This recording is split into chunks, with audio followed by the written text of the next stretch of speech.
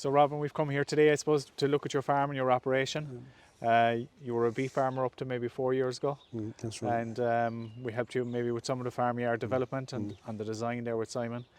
And we also helped, I suppose, get some stock for you for the farm. Could you maybe give a background and maybe your reasoning for getting into dairying? I'm the 5th generation farming here, but we've been here probably 300 years in all. I took on from my grandfather. He was running the farm sort of down a bit as a hobby, and we were beef and arable, or arable and beef. I could see the basic payment was going to go, and I was a bit concerned about where we were going to get some money from, because we would basically be turning money over rather than making that much. So I did a course with a Wiltshire company of farmers, just to open my eyes a bit, and I knew when I came back we would either be doing chicken, pigs or dairy. Well, I don't know anything about chicken and pigs, and I didn't really want to start learning then, but we did look at it. They all wanted new sheds, so we got acres of sheds, so we didn't want to put any more up. So we looked at dairy, because we know cows. We've had suckler cows ever since I've been back, and we had dairies before. Dairy seemed the right thing to do. It fitted in. We happened to have this shed anyway, which it's about 3/4 of an acre, or it's about an acre now. And it's set up for cattle, so we looked into altering this, and that would be a higher earning enterprise than what the beef and the arable would be, and it doesn't rely on the basic payment. Okay. So we looked into this. We needed some help with it. We felt we know cattle quite well. We've produced some good cattle in the past, but we don't know the business of dairying. So we went to Grass Tech to help us with some plans to help lay it out, and we thumbed through self-feed or feed passage feed, and from the way the silage clamps are and this, we knew we'd have to bring the silage here, or we'd be limited on the numbers we could have. So we wanted to put in a unit that would be about a maximum 300 cow unit, and then it would be flexible for another day if anything happened.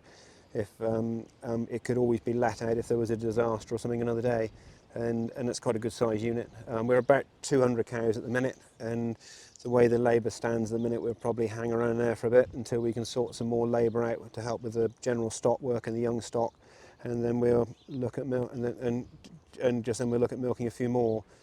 So we dropped the arable from about 700 acres. We lost 150 acres that was contract farmed. We gave it back, and the ground was sold, and we've reduced our arable now, so we're about 320 acres of arable, and we're grass for the rest of it. We don't grow maize. We're a grass-based system, and grass silage, autumn calving, because that's what we could get a milk contract for. Solids based, and it just suits us. Yeah. We're very pleased with it. So you're on the Wiltshire. You're on the Wiltshire, just inside the Wiltshire border here, near Dorset as well. We're just inside Wiltshire, but our milk goes 3 miles down the road to BV Dairy in Dorset. We went to meet them, and we asked if they were looking for milk and what they wanted. They seemed pleased that we'd gone to them at the time. I think they still are now. I hope they are. Yeah. I just felt you could deal with them. You know, they seem to be decent people. We weren't just one of a number, and they're 3 miles down the road. Yeah, and it's not an easy thing to get a contract for milk here. No, which some people.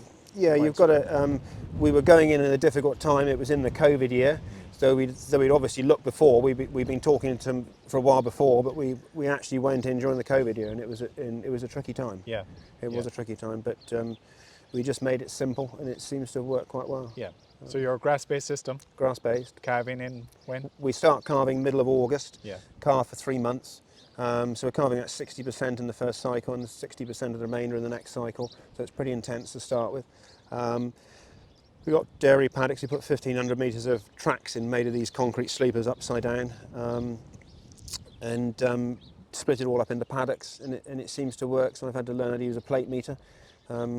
We didn't have much need for that last year when it was so dry for 3 months. Yeah. So, but it's been quite good actually doing that. You get to see the farm more as well. And it's worked well. Very good. So we might have a look at your shed here and see what you put into it. So built in 2003, am I right? The main shed was built in 2003. It was 225 foot long and 160 foot wide. And then since then, this last year, we put a little lean-to on the back for another, which we could use as a feed passage, but it's actually a dung storage at the minute. and then also the dairy where the bulk tank and the office is on the front. So, Your gates there, a lot of people with gates here I find in the UK have them sheeted as well. yeah, Is it weather or what? weather really, weather. Yeah. Yeah, it gets very cold on this end. You'll see in a minute we've had to put a sheet up with the dairy in the winter to stop it freezing. So it's a 200-foot long feed passage. We had we had a normal feed barrier in, so we took that out and put in self-locking yokes. They've been fantastic. Why? Well, TB testing, vaccination, everything, AI, everything we do in the self-locking yokes. It's so quick. Yeah. And they're quiet cows, so so it doesn't seem to cause a lot of trouble. Okay. So we looked at splitting this up into a self-feed and making it a silage clamp in the middle, but it would leave us milking only 160 cows, and we felt it wasn't big enough. Yeah. We've got about 240, 250 cubicles in at the minute. Okay. So you've 4 rows on this side, is that right? 4 rows that side and Yeah. 1 row this side. Okay. So we've got it's about a 15-degree pitched roof. It's fantastic airflow, and it's just nice and healthy. You get that lovely fresh-smelling air rather than the ammonia. Yeah. We did we put some slurry channels in, which has been very good actually. So we've got 4 channels going across, and then there's another one down the end, and that links all down to a pit down the far end. That's then the slurry's then separated, and the liquids get pumped off to a lagoon.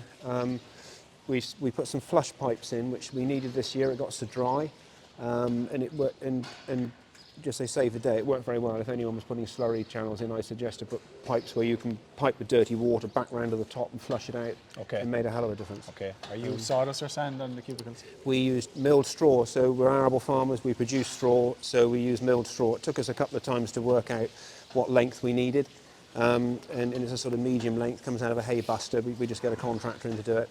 And we're using very, very roughly, I think it's about 1 kilo a day a cow, so they're on Mayo mattresses, which we're very pleased with. They were good people to deal with, but we put some straw on top just to keep it dry. Okay. And we don't do anything else really. Okay.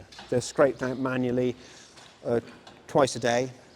We looked at robots and everything else, but we just felt we'd stick with this system. The channels actually would suit robots, but there's less to go wrong with the way we do it.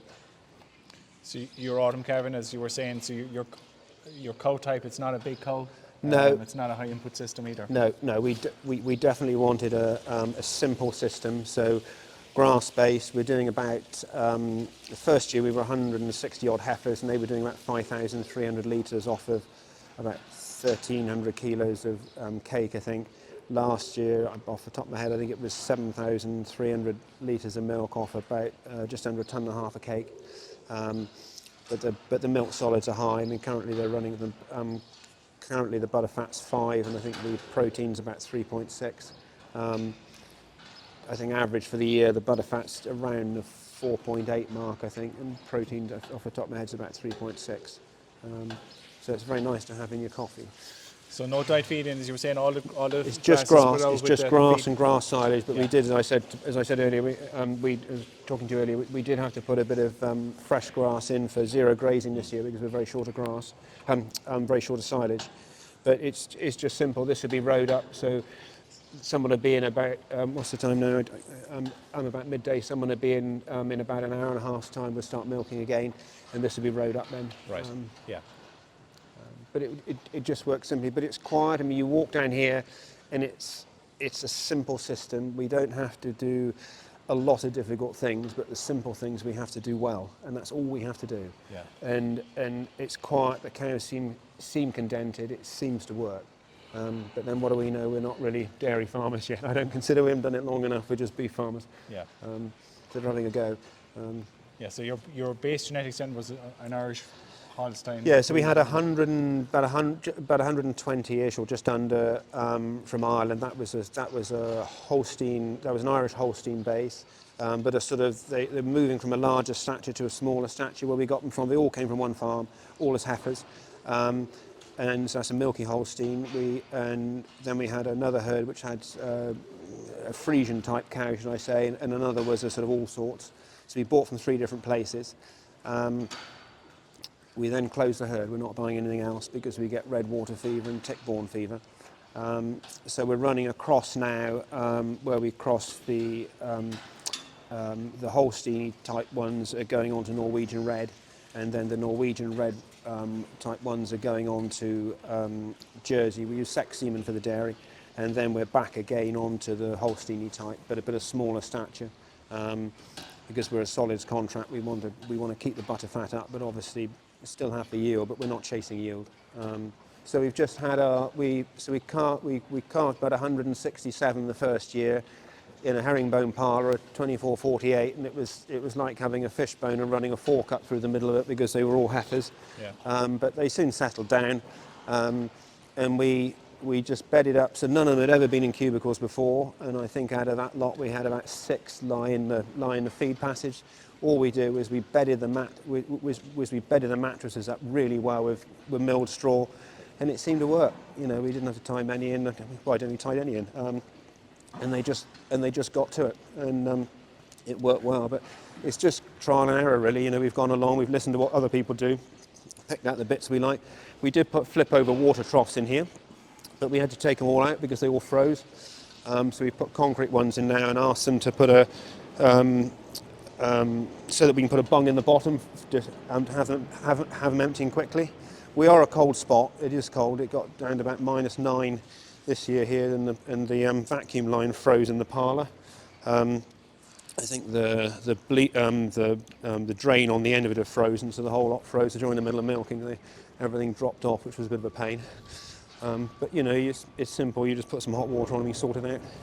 Yeah. So we keep the other end of the farm, the other end of this shed clean, and this is the end where the cows come out. So we put tracks in here leading out. If you look at it over here, you can see the rest of the farm basically. Yes. We've got a lovely big bowl, and then we've got some more paddocks up the top here, and they've all been split up now. Okay.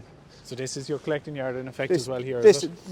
This is a loafing yard, and then there's also and that leads into the collecting yard. Yeah. So there's plenty of room. Yeah. And then the milking parlour is just around the corner. Yeah. So they're not a big cow. Sorry? They're not a huge. No, we didn't want. There's one or two that are slightly bigger, which I think was the offshoot. When we went to look at the cows, I walked in and I thought, oh God, I've gone the wrong place because they're too big. Yeah. Then I spotted some smaller ones, and I said, oh, have you changed your breeding? And they said, yeah, they had. Yeah. And it worked, and it worked quite well. So it's just what we want. They're about between 550, maybe about 550 to 600 kilo cow roughly. We had to groove the passageways. A lot of the concrete was down before from the beef days, and we had to get someone in to groove them because that caused a few issues.